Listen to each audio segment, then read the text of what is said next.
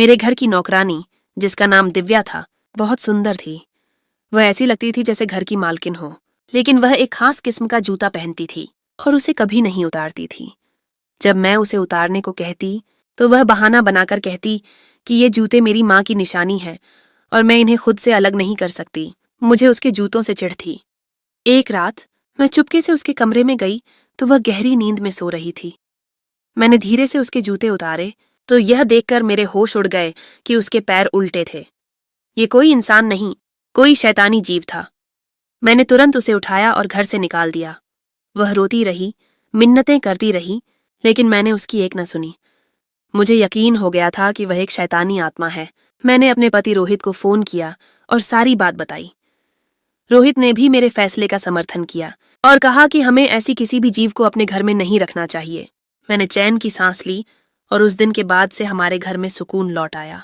रोहित और मैं एक दूसरे से बहुत प्यार करते थे, लेकिन हमारी शादी के 2 साल बाद भी हमारी कोई संतान नहीं थी। यह एक ऐसा खालीपन था जो हमारे दिलों को उदास कर देता था। एक दिन रोहित के दफ्तर से उसका तबादला एक नए शहर में हो गया। उसकी कंपनी ने उन्हें रहने के लिए एक आलीशान बंगला दिया था।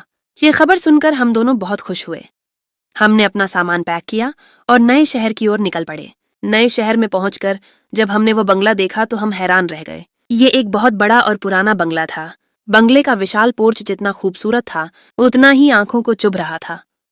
आरती ने गाड़ी से उतरते ही उस सुंदर लेकिन वीरान हवेली को देखा, जिसे देखते ही उसे एक अजीब सी घबराहट होने लगी थी।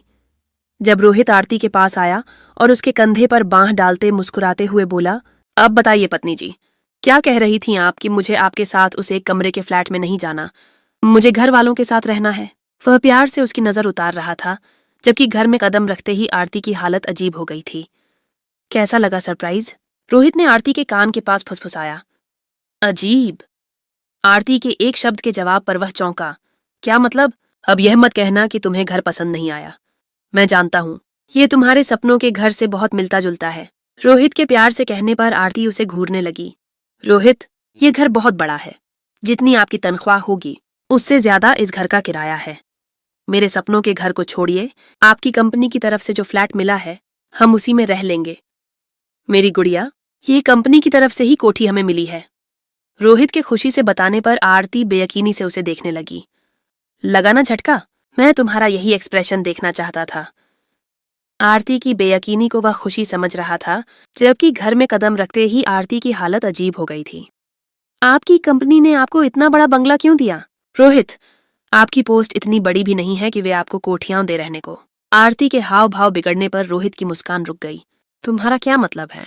मेरी पोस्ट इतनी छोटी भी नहीं है और ये कोठी रहने के लिए उन्होंने अपनी मर्जी से दी है, तो तुम्हें तो खुश होना चाहिए ना।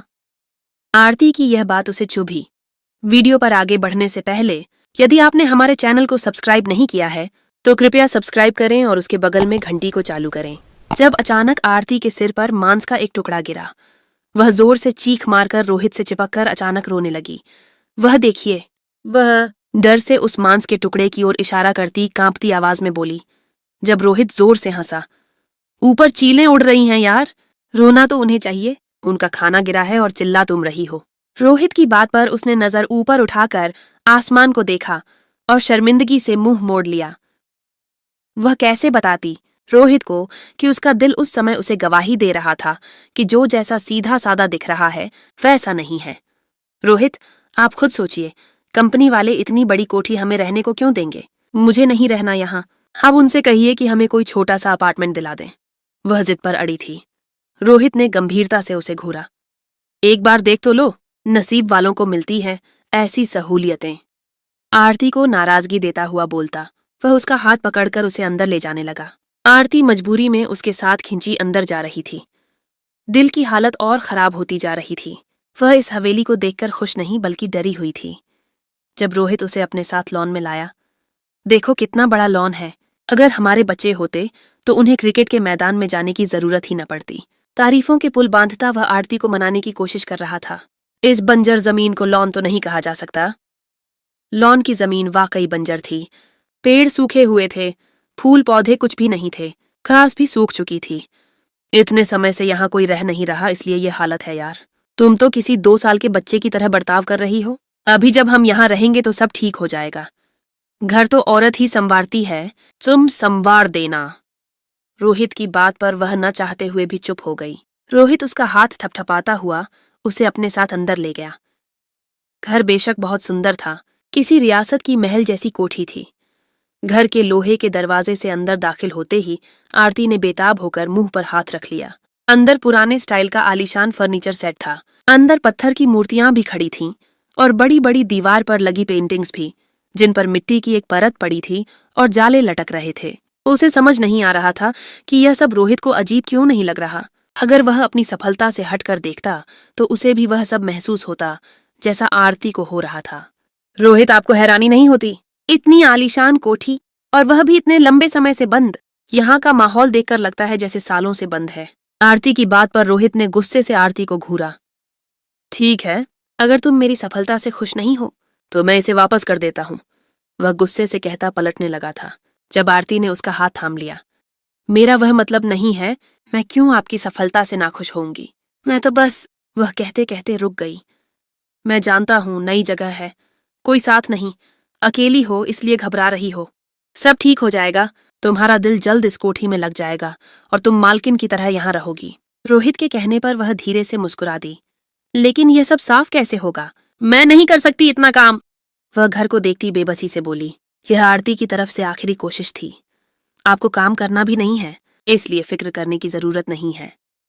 ऑफिस वाले जल्द नौकरानी का इंतजाम कर देंगे। मुमकिन है कल ही आ जाए, इसीलिए फिक्र मत करो। बस रात गुजारने के लिए कमरे की हालत ठीक कर लो, खाना हम बाहर खाएंगे। वह कहने के साथ साथ उसे बाकी का घर दिखा रहा था। आरती होंठ दबाए इस घर को देखने लगी जहां उसे अजीब घबराहट हो रही थी। तुम यहाँ रुको, मैं बाकी कमरे देखकर आता हूँ, तब तक तुम रसोई देख लो। रोहित कहने के साथ बाहर की तरफ चला गया और आरती रसोई की तरफ बढ़ गई। वह रसोई में दाखिल हुई तो रसोई का सामान बिल्कुल सलीके से रखा था, जैसे किसी ने बहुत सलीके से सजाया हो, लेकिन बहुत ज्यादा मिट्टी से सना हुआ था। वह आगे बढ़ती स्लैब पर लगी मिट्टी को छूने लगी जब अचानक कोई चीज उसके पैर से टकराई।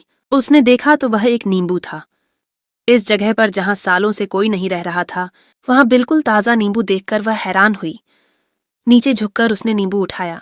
देखने में वह नींबू बिल्कुल ताजा था, जैसे अभी अभी तोड़ा गया हो। हमारा कमरा मैंने चुन लिया, आरती जल्दी आओ, रात रसोई में नहीं गुजारनी। रोहित की आवाज पर एक नजर उस नींबू को देखती उसने मिट्टी वाली स्लैब पर रखा। कैसा लगा कमरा? आरती को एक बड़े आलीशान कमरे में लाकर खुशी से पूछा। बहुत खूबसूरत है। वह कमरा वाकई बहुत सुंदर, जैसे किसी राजा का था। तुम यहाँ की थोड़ी सफाई कर लो ताकि सो सकें, जब तक मैं मैनेजर को बता देता हूँ। आरती का गाल थपथपाते हुए वह कमरे से बाहर निकल गया। अपना दुपट्टा उतारकर पहले आरती ने अपने मुंह पर बांधा और बिस्तर की चादरें और कवर उतार दिए और तकिए के ऐसे ही कवर से बाकी कमरा झाड़ने लगी।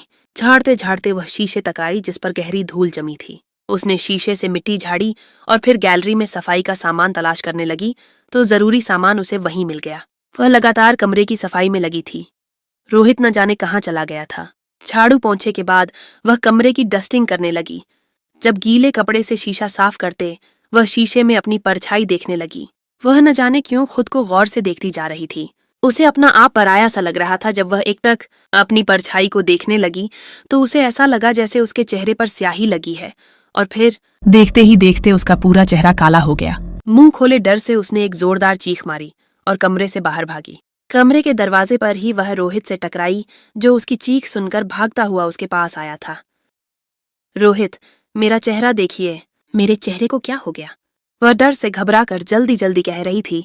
जब आरती का पसीने से तर चेहरा देखते वह चिंतित हुआ। कुछ भी नहीं हुआ आरती, तुम्हारा चेहरा बिल्कुल ठीक है, आरती को झकझोरते हुए कहा। आरती चुप होकर इनकार में सिर हिलाने लगी। फिर उसे अपने साथ शीशे के सामने ले गई, लेकिन वहां अपना चेहरा बिल्कुल सामान्य देखकर बेयकीनी से अपने चेहरे को छूने लगी। रोहित, यह सब कैसे? अभी मैंने खुद को देखा था, मेरा चेहरा बिल्कुल खराब। वह कहते कहते रुक गई। उसकी आंखों में आंसू जमा हो गए। तुम ज्यादा सोच रही हो आरती, तुम्हें ओवर थिंकिंग की आदत है। तुम इतना बड़ा घर और अकेलापन महसूस करके ऐसी हो रही हो। अपने दिमाग को थोड़ा सुकून दो। तुम थक भी गई हो, एक काम करो, तुम ताजा हो जाओ। जब तक मैं खाना ले आता हूँ फिर आराम करना, बाकी काम छोड़ दो, प्यार से उसका हाथ थामते कहा। जब आरती ने तेजी से इनकार में सिर हिलाया नींद आरती की आंखों से कोसों दूर थी, लेकिन किसी भी तरह के और वहम से बचने के लिए वह जबरदस्ती सोने की कोशिश करने लगी। सुबह के 9 बजे थे। वह मुंह फुलाए हुए थी और रोहित उसका फूला मुंह देखते हुए हंसते हुए तैयार हो रहा था। बिल्कुल बच्चों जैसा व्यवहार कर रही हो आरती। अब नया घर है तो काम छोड़कर तो नहीं बैठ सकता ना। और तुम क्यों बच्चों की तरह लड़ रही हो यार? दिन का समय है, मैं शाम होने से पहले आ जाऊंगा, रोहित ने प्यार से समझाया। मैं डर इसलिए रही हूं क्योंकि घर है ही डरावना, वह गुस्से से बोली। हाँ हो सकता है, पर सबसे ज्यादा डरावनी तो तुम हो। भला तुमसे बड़ी कोई चुड़ैल हो सकती है? रोहित के मजाक पर वह गुस्से से रोहित को घूरने लगी। परेशान मत हो, मैं शाम 4 बजे तक आ जाऊंगा और चौकीदार का भी इंतजाम करने की कोशिश करूंगा और नौकरानी का बंदोबस्त भी। और तुम्हें अगर डर लगता है तो तुम पड़ोसियों के पास चली जाना, गंभीरता से आरती को समझाते वो ऑफिस का बैग उठाने लगा। आरती गहरी सांस छोड़ते हमें सिर हिलाने लगी। रोहित के जाने के बाद वह बाकी का घर देखने लगी। जब आंखें नम हो गईं, उसकी और रोहित की शादी को 2 साल हो गए थे। वह रोहित के साथ और रोहित उसके साथ बहुत खुश था। ससुराल भी मायके की तरह प्यार करने वाला मिला था, लेकिन इसके बावजूद उनकी जिंदगी में एक कमी थी। वह कमी संतान की थी। कमी दोनों में से किसी में भी नहीं थी, लेकिन बेऔलाद थे। अगर आज संतान होती तो यह घर इतना ज्यादा वीरान और डरावना न लगता। वह अकेली न होती। अपने आंसू पोंछती वह सोफा झाड़कर वहां बैठ गई। शाम के 4 बजे तक अकेले समय गुजारना मुश्किल था। पड़ोसियों के पास जाना भी अजीब लग रहा था, इसलिए सास को फोन मिलाया। सलाम दुआ के बाद वह उदास हो गई। वह लगातार उन्हें यहाँ आने का कह रही थी या फिर जिद कर रही थी कि वह रोहित और उसे बुला लें, जबकि रोहित की माँ उसे समझा रही थी। रोहित का 1 हफ्ते पहले ही यहाँ दूसरे शहर से तबादला हुआ है। अभी बात चल ही रही थी जब कॉल कट गई। उसने दोबारा फोन मिलाया, लेकिन यह देखकर वह परेशान हो गई कि सिग्नल ही नहीं आ रहे थे। वह बाहर लॉन में गई, लेकिन वहां भी सिग्नल नहीं आ रहे थे। तंग आकर उसने मोबाइल एक तरफ रख दिया। अभी वह अंदर जाने ही लगी थी जब उसकी नजर घर के मुख्य बड़े दरवाजे पर पड़ी, जहां कोई लड़की चादर में छिपी खड़ी दरवाजा खोलने का कह रही थी। वह दरवाजे के पास गई और दरवाजा खोला तो वह लड़की अंदर आ गई। बीबी, मैं दिव्या हूं, साहब के ऑफिस की तरफ से काम से भेजा है, दिव्या ने मुस्कुराकर बताया तो आरती उसे हैरानी से देखने लगी। वह लड़की दिव्या बड़ी सुंदर थी। तुम्हें रोहित के ऑफिस वालों ने भेजा है? तुम नौकरानी हो? आरती ने पुष्टि की जब दिव्या मुस्कुराई। जी बीबी, बड़ी कोई फास्ट सर्विस है रोहित की कंपनी की। चलो अच्छा हुआ तुम आ गई, वैसे भी मेरा तो दम घुट रहा था यहाँ अकेले। घबराहट हो रही थी। वह दिव्या को लिए अंदर बढ़ गई। इतनी बड़ी कोठी है ये, तुम अकेले कैसे सफाई करोगी? दिव्या, अपने साथ किसी और को भी ले आओ, मैं ज्यादा पैसे दे दूंगी। दिव्या को रसोई में लाते वह चिंता से बोली तो दिव्या दुपट्टा उतारते मुस्कुराई। आप फिक्र ही न करें बीबी, दिव्या अकेली काफी है। दिव्या उत्साहित हुई। उसके अंदाज पर आरती मुस्कुराई।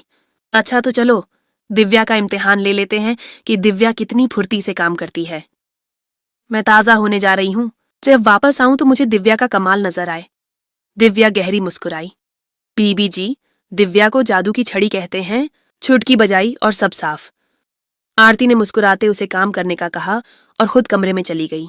अब उसका डर कुछ कम हुआ था, क्योंकि दिव्या आ गई थी, जबकि वह दिव्या के इरादों और असलियत से बिल्कुल अनजान थी। आरती तैयार होकर बाहर आई तो नौकरानी लॉन्च की सफाई में व्यस्त थी। आरती ने हैरानी से उसे देखा। दिव्या, मैंने तुम्हें रसोई साफ करने के लिए कहा था। आरती के कहने पर दिव्या मुस्कुराई। बीबी जी, रसोई मैंने साफ कर दी है। दिव्या की बात पर वह हैरानी से दिव्या को देखने लगी और फिर जाकर रसोई को देखा तो दंग रह गई, क्योंकि रसोई वाकई बिल्कुल साफ थी। उसने कैबिनेट खोलकर देखे, अंदर बर्तन वगैरह भी साफ थे।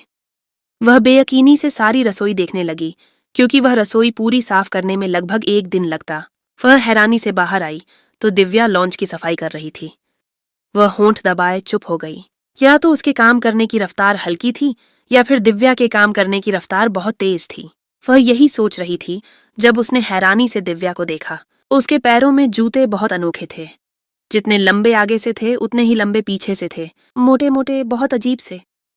दिव्या, तुमने ये किस तरह के जूते पहने हैं? अपनी हंसी रोकते आरती ने हैरानी से दिव्या से पूछा, जबकि आरती की बात पर दिव्या के चलते हाथ एकदम रुक गए। दिव्या के चेहरे का रंग भी एकदम बदल गया, लेकिन फिर वह मुस्कुराई। दीदी, दरअसल हमें पैरों के दर्द की बीमारी है, इसलिए हमारी माँ ने यह खास किस्म के जूते हमें बनाकर दिए हैं। मैं इसे कभी नहीं उतारती, ये मेरे लिए बहुत कीमती है। कहते कहते दिव्या की आंखों में आंसू आ गए। अरे कोई बात नहीं, मैं बस ऐसे ही पूछ रही थी। तुम पहने रहो ये, आरती बोलकर रसोई में चली गई, जबकि पीछे खड़ी दिव्या पूरे रहस्य से मुस्कुराई। अगर उसकी मुस्कुराहट आरती देख लेती तो यकीनन डर से ही बेहोश हो जाती। उसके बाद आरती खाना बनाने लगी और दिव्या ने शाम तक बाकी सारा घर साफ कर लिया। आखिर में दिव्या पीछे गार्डन की सफाई करने चली गई। जब पोर्च में गाड़ी आकर रुकी, रोहित अंदर आया तो साफ सुथरा चमकता घर देखकर हैरान रह गया। वह हैरान था कि आरती ने इतना काम किया, वह भी इतनी जल्दी, क्योंकि आरती को तो काम करने की आदत ही नहीं थी। अरे आप आ गए। आरती हाथ में अपने लिए चाय का कप लेकर बाहर निकली तो रोहित को देखकर चहक कर कहा, हाँ, पर तुमने मुझे सरप्राइज कर दिया ये सारी सफाई करके। वरना मैं तो परेशान था कि वापस गंदा घर देखूंगा, लेकिन इतनी जल्दी पूरे घर की सफाई। वह वाकई हैरान था। मुझे शर्मिंदा कर रहे हैं रोहित, वह नाराजगी से बोली। अरे नहीं, वाकई मैं बहुत खुश हुआ हूँ, शुक्रिया, वह बोला तो आरती हंसने लगी। शुक्रिया मुझे नहीं, दिव्या को बोलें और अपने ऑफिस वालों को। ये सारी सफाई दिव्या ने की है। आरती के कहने पर वह चौंका। कौन दिव्या? आश्चर्य से पूछा। वही जिसे आपके ऑफिस वालों ने भेजा है, आरती कहते हुए वापस रसोई में चली गई, जबकि पीछे खड़ा रोहित हैरान रह गया, क्योंकि आज ही उसके मैनेजर ने उससे माफी मांगी थी कि उन्हें नौकरानी नहीं मिली, लेकिन जल्द इंतजाम हो जाएगा। फिर वह कंधे उचका गया कि शायद नौकरानी का इंतजाम हो गया हो। वह ताज़ा होने कमरे में चला गया। फिर वापस आकर वे लोग दिव्या को घर छोड़कर बाहर घूमने चले गए ताकि जरूरत का सामान ले सकें। वह बहुत खुश था कि आरती का रवैया कुछ बेहतर था, वरना वह बार बार घर छोड़ने का कह रही थी। रात जब वे घर लौटे तो दिव्या लॉन्च में ही बैठी थी। उसको देखते ही बेताब होकर रोहित के कदम रुक गए। वह नौकरानी तो किसी भी तरह नहीं लगी थी, बल्कि कोई सुंदर लड़की थी। आप कौन? आकर्षक मुस्कुराहट होंठों पर सजाकर उसने दिव्या से पूछा, लेकिन जवाब दिव्या की जगह आरती ने दिया। यह दिव्या है, नौकरानी। आरती की बात पर रोहित ने हैरानी से दिव्या को देखा। उसकी आंखों में अपने लिए आकर्षण देखकर मुस्कुराते दिव्या ने चेहरा मोड़ लिया। रोहित भी एक गहरी नजर दिव्या के दिलकश चेहरे पर डालकर अंदर चला गया। वह रात रोहित दिव्या के बारे में सोचने लगा। आरती भी आज कुछ खुश थी। अगली सुबह उनके उठने से पहले दिव्या सफाई भी कर चुकी थी और नाश्ता भी बना चुकी थी। आरती तो पहले ही दिव्या से प्रभावित थी और अब रोहित भी हो चुका था।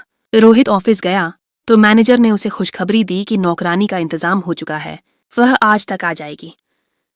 जबकि उनकी बात सुनते रोहित चौंक गया। अगर उन्होंने नौकरानी भेजी ही नहीं तो उनके नाम से आने वाली दिव्या कौन थी? कल आपने दिव्या नाम की कोई नौकरानी नहीं भेजी थी? उसने सवाल पूछा। हमने तो नहीं भेजा, क्या आपके घर कोई नौकरानी आई है?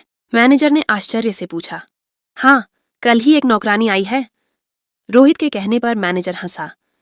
अरे, ये लोग ऐसे ही होते हैं, काम के लिए किसी का भी नाम इस्तेमाल कर लेते हैं। कोई चोर भी हो सकती है, आप निकाल दें उसे। मैनेजर की सलाह पर उसकी आंखों के सामने दिव्या का चेहरा घूम गया। नहीं, भला इतनी सुंदर लड़की चोर कैसे हो सकती थी? नहीं, छोड़िए, शायद मेरी पत्नी ने उसे रखने के लिए मुझसे झूठ बोला होगा। वह काम बहुत साफ करती है और बहुत तेजी से। वह बेमन से झूठ बोल गया। चलिए ठीक है, जैसा आप उचित समझें। मैनेजर ने कंधे उचका दिए। वह भी काम में व्यस्त हो गया। छुट्टी में घर गया तो आरती से पहले ख्याल दिव्या का आया। वह लड़की कौन हो सकती थी? शायद काम के लिए झूठ बोला हो, ठीक है, इतनी सुंदर कि वह नजर नहीं हटा पा रहा था। वह उसी के बारे में सोचते सोचते घर में दाखिल हुआ। घर में स्वागत आरती की जगह दिव्या ने किया। आरती कहाँ है? लॉन्च में नजरें घुमाते हुए पूछा। बीबी सो रही हैं, सिर में दर्द था, मैं खाना लगा दूं? दिव्या के पूछने पर उसने हाँ में सिर हिलाया और कमरे में चला गया। आरती बिस्तर पर सो रही थी। उसने आरती को आवाज लगाई, लेकिन शायद वह गहरी नींद में थी। वह ताजा होकर अकेला ही डाइनिंग रूम में चला आया। दिव्या भी खाना लगा चुकी थी। उसने दिव्या को भी साथ बैठने को कहा। दिव्या के बैठने के बाद वह खाने के दौरान उससे पुष्टि वाली बातें और कुछ सवाल करने लगा। जब दिव्या ने खुद बता दिया कि उसने रोहित के ऑफिस का नाम लेकर झूठ बोला क्योंकि उसे नौकरी की जरूरत थी, उसके सच कहने पर रोहित संतुष्ट हो गया। फिर वह उससे उसके बारे में बातचीत करने लगा। दिव्या से बात करना उसे अच्छा लग रहा था। अजीब ही आकर्षण था दिव्या में। जब आरती नींद से जागी तब रोहित कमरे में ही था, लेकिन हैरानी की बात यह थी कि आरती के होंठों पर भी सिर्फ दिव्या का ही नाम था। वह दिव्या की तारीफें करते नहीं थक रही थी। जबान हिलती तो दिव्या की तारीफ करती। रोहित भी मुस्कुराकर उसकी तारीफें सुन रहा था। दिव्या से प्रभावित तो वह खुद भी था। फिर दिन तेजी से गुजरने लगे।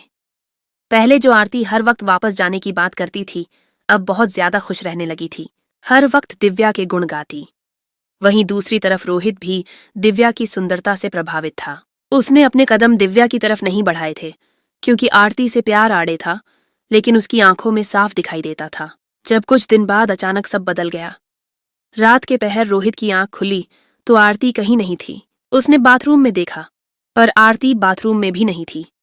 उसने बाकी जगह भी देखा, पर वह कहीं नहीं मिली। जब रसोई के बराबर वाले कमरे को खोलना चाहा तो वहां का दरवाजा बंद था। उसने दरवाजा खटखटाया, पर दरवाजा नहीं खुला तो वह वहीं लॉन्च में बैठकर आरती का इंतजार करने लगा। रात 5 बजे तक आरती का इंतजार करने के बाद वह सोफे पर ही बैठे बैठे सो गया। सुबह 8 बजे आरती ने उसे हिलाया तो वह चौंक गया। उसने आरती से पूछा कि वह रात कहाँ थी, तो आरती घबरा गई जब वह झूठ बोलने लगी कि मैं बाथरूम में थी। रोहित के इनकार करने पर कि तुम वहां नहीं थी, तो वह बोली, हमारे कमरे के बाथरूम में छिपकली थी, इसलिए मैं दूसरे कमरे के बाथरूम में चली गई। ये सुनते रोहित चुप हो गया। शक करना उसकी आदत का हिस्सा नहीं था। फिर अगले दिन भी यही हुआ। रात जब उसकी आंख खुली तो आरती कमरे से गायब थी और रसोई के बराबर वाला कमरा बंद था। सुबह फिर उसे आरती ने ही उठाया और फिर नया बहाना। फिर यह रोज होने लगा। आरती रोज रात को उस कमरे में चली जाती। पहले जो उसे अकेलेपन से डर लगता था, वह अकेले कमरे में रात गुजार रही थी। क्यों? न चाहते हुए भी शक की नींव पड़ रही थी, और गुजरते समय के साथ शक पक्का होता जा रहा था। जब रोहित ने बहुत सोचने के बाद दिव्या से बात की और उसे आरती पर नजर रखने को कहा, तो वह घबरा गई। रोहित का शक यकीन में बदल गया कि कोई तो गड़बड़ है। तब उसने जबरदस्ती दिव्या से धमकी देकर पूछा कि वह नौकरी से निकाल देगा। तब दिव्या ने बताया कि वह तो अपने कमरे में होती है, पर वह अक्सर रात को एक आदमी जो मास्क पहने हुए घर में आते देखती है, जिसे आरती कमरे में ले जाती है। फिर वह सुबह होने से पहले खिड़की के रास्ते चला जाता है। दिव्या की बात सुनते रोहित की दिमाग की नसें हिल गईं। वह आरती से सपने में भी ऐसी बेवफाई की उम्मीद नहीं कर सकता था। वह अंदर से टूट सा गया था, लेकिन वह दिव्या की बातों पर यकीन करके आरती पर बेवफाई का इल्जाम नहीं लगा सकता था जब अपनी आंखों से न देख ले। इसलिए रात सोने से पहले उसने उस कमरे की एक्स्ट्रा चाबी अपने पास रख ली, और रोज रात की तरह जैसे ही आरती उस कमरे में बंद हुई, उसके कुछ देर बाद वह दरवाजा खोलकर अंदर दाखिल हुआ। और अंदर का नजारा देखकर पत्थर हो गया, क्योंकि अंदर आरती सजी संवरी थी और खिड़की से उसने किसी के कूदने का अनुमान लगाया था। वह बेयकीनी से आरती को देखता रह गया था, जो खुद भी डरी हुई नजरों से रोहित की आंखों में अविश्वास देख रही थी। और फिर एक भी पल बर्बाद किए बिना आरती को घर से ही निकाल दिया था। आरती रोती हुई उसे समझाने की कोशिश करने लगी, लेकिन रोहित ने उसकी एक न सुनी और घर से निकाल दिया। वह रात रोहित पर बहुत भारी गुजरी। पूरी रात बाहर गुजारने के बाद आरती सुबह रोहित की मिन्नतें करने लगी, पर रोहित नहीं माना। तब वह मजबूरन वहां से चली गई। आरती को गए 3 दिन गुजर गए थे। वह घर में अकेला था और सिर्फ दिव्या उसे दिलासा दे रही थी, और वह जो पहले ही आरती के गम में था, वह दिव्या की तरफ आकर्षित हो रहा था। जब आरती बेवफाई कर सकती है तो वह क्यों नहीं? ऐसे में दिव्या भी भरपूर हरी झंडी दे रही थी। जब उसने आरती के जाने के 10 दिन बाद ही शादी का प्रस्ताव रख दिया, जिसे सुनते ही दिव्या ने फौरन खुशी खुशी हाँ कर दी। अभी इस बात को 2 ही दिन हुए थे और रोहित 2 दिन बाद ही दिव्या से शादी करने वाला था। लेकिन इससे पहले रोहित की माँ आ गई। रोहित ने आरती के बारे में कोई बात किए बिना दिव्या से मिलवाया। उसकी माँ पहले तो दिव्या को नापसंदगी से देखने लगी, लेकिन जैसे ही नजर दिव्या के जूते में कैद पैरों पर पड़ी तो उनके पैरों तले जमीन निकल गई। दिव्या जो गौर से उन्हें देख रही थी, जब उनकी नजर अपने पैरों पर देखी तो चेहरे के हाव भाव एकदम सख्त हो गए। लेकिन रोहित की माँ का कोई प्रतिक्रिया न देखकर वह सामान्य हो गई। रोहित ने अपनी माँ को बताया कि वह दिव्या से शादी कर रहा है। ये सुनते उसकी माँ ने गुस्सा करते असहमति जताई, लेकिन वह जिद पर अड़ा था, और फिर उसने आरती के बारे में भी सब कुछ बता दिया, जिसके बाद वह चुप हो गई। जो सच्चाई उन्हें मालूम हुई थी, उसके आगे तो सारे तथ्य बेकार थे। अगले दिन रोहित घर पर ही था जब रोहित की माँ ने कहा कि दिव्या शादी का सूट उनकी पसंद का पहनेगी। यह सुनते जहां रोहित खुश हुआ, वहीं दिव्या हैरान हुई। रोहित की माँ खरीदारी पर चली गईं और दिव्या और रोहित बाकी तैयारियां करने लगे। अगले दिन शादी के लिए जब पंडित जी आए तो वह भी रोहित की माँ की तरफ से ही थे। जब उन्होंने दिव्या पर अचानक कुछ बढ़ते पानी छिड़का तो दिव्या जोर से चिल्लाई। उसकी चीख इतनी भयानक थी कि रोहित बेताब होकर डर से उसके पास से उठ गया। जब उन्होंने फिर कुछ पढ़कर दिव्या पर फूंका तो दिव्या तड़प कर चिल्लाने लगी। रोहित हैरान परेशान सा सब कुछ देख रहा था। जूते उतार अपने। वह पीर जो पंडित जी की शक्ल में आया था, उसने गुस्से से कहा। नहीं उतारूंगी, वह गुस्से से बोली। उतार। अब कि उन्होंने गुस्से से कहते दोबारा उस पर पानी फेंका तो दिव्या अपने जूते उतारने लगी। रोहित ने डरते हैरानी से अपनी माँ से पूछा कि यह सब क्या हो रहा है। तब अपनी माँ की बात सुनते रोहित का दिमाग सुन्न हो गया। जब उसकी माँ बोली कि दिव्या इंसान नहीं है, उसी पल उसकी नजर जूते से आजाद होते पैरों पर पड़ी तो रही सही कसर भी पूरी हो गई जब उसके उल्टे पैर देखे। बोल, यहाँ क्यों आई है?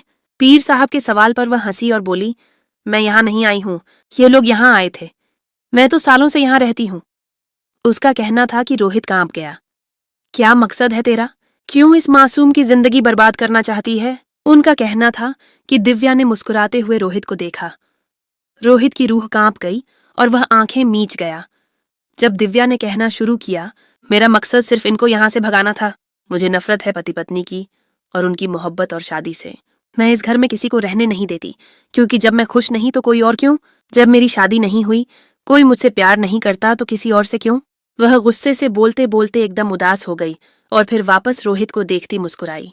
लेकिन जब रोहित ने मुझे पहली बार देखा तो मैं पहली ही नजर में उसकी आंखों में अपने लिए पसंद देख चुकी थी, और फिर वह पसंद बढ़ती हुई देखकर मैं रोहित को पसंद करने लगी। लेकिन वह आरती की वजह से पीछे था। हमारे बीच आरती रुकावट थी, इसलिए मैंने उसे रास्ते से हटा दिया। वह संतोष से बोल रही थी। कैसे हटा दिया? रोहित ने बेताब होकर सवाल किया। उसका दिल एक बार फिर डर से धड़का था। आरती को बच्चे की बहुत ख्वाहिश थी, मुझसे बार बार दुआ करने को कहती। जब मैंने उसे नुस्खा बताया कि रोज रात को तैयार होकर अकेले कमरे में 30 दिन तक रुको, तुम्हारी संतान हो जाएगी, और वह बेवकूफ औरत वाकई मान गई। मैंने उसे कहा कि यह काम सबसे छुपकर करना है, इसलिए उसने तुम्हें नहीं बताया। वह कहते साथ हंसने लगी, जबकि रोहित का दिल डूब गया कि वह आरती के साथ क्या कर चुका था। वह हंसती जा रही थी, जब एकदम गुस्से से पीर साहब से बोली कि तुमने मेरा काम खराब करके अच्छा नहीं किया, आज मैं इसे अपने साथ अपनी दुनिया में ले जाती। वह और भी बहुत कुछ बोल रही थी, लेकिन रोहित का दिमाग बिल्कुल सुन्न हो चुका था। फिर पीर साहब के बोलने पर रोहित और उसकी माँ जरूरी सामान लेकर फौरन वहां से निकल गए। दिव्या चिल्लाती रह गई, लेकिन पीर साहब के खींचे गए घेरे से बाहर न निकल सकी। रोहित वहां से निकल गया, लेकिन वहां से निकलते ही उसे तेज बुखार हो गया था। दिव्या के डर और खौफ से घर आने के बाद भी वह 1 महीने तक भयानक बुखार में तपता रहा। उसने नौकरी भी छोड़ दी कि थोड़ी सी बचत के लिए कैसे उसकी कंपनी वालों ने उसकी और घर वालों की जान खतरे में डाली थी। उसे मालूम हुआ था कि आरती उसके घर से मायके नहीं गई थी, बल्कि सीधे ससुराल आई थी और अपनी सास को सब बताया था। सास उसके बाद ही रोहित के पास गई थी। रोहित ने आरती से माफी मांगी और आरती ने माफ भी कर दिया, क्योंकि गलती आरती की भी थी कि उसने दिव्या की बातों पर यकीन किया। क्यों अपने पति के सामने दूसरी औरत की इतनी तारीफ क्यों की? वहीं रोहित ने भी तौबा कर ली कि वह किसी औरत को आइंदा गलत नजर से नहीं देखेगा। दोस्तों, किसी के साथ बुरा किया जाए तो अंजाम बुरा ही होता है, और पति पत्नी के बीच में फूट डालना और नफरत का बीज बोना तो बहुत बड़ा गुनाह है, और इस गुनाह की कोई माफी नहीं है। इस बारे में आपकी क्या राय है? उम्मीद है आपको हमारी कहानी अच्छी लगी होगी।